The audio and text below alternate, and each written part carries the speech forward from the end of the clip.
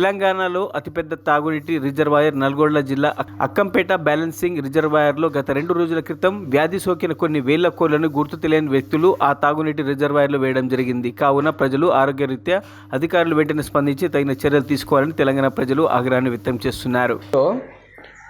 కనీసం కొన్ని వేల కోళ్ళని తీసి ఇల్లేశారు. ఇది డ్రింకింగ్ వాటర్ అన్న. ఈ విషయం మీద తగ్గేదే లేదు. ఈ వీడియో సీఎం దగ్గరికి కాదు, మన జిల్లా అధికారులందరి దగ్గరికి పోవాలి. అట్నే సీఎం దగ్గర కూడా వెళ్ళాలి.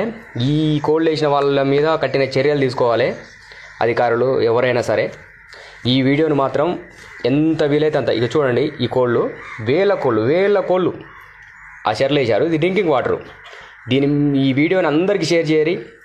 ఎంత దూరం అయితే అంత దూరం.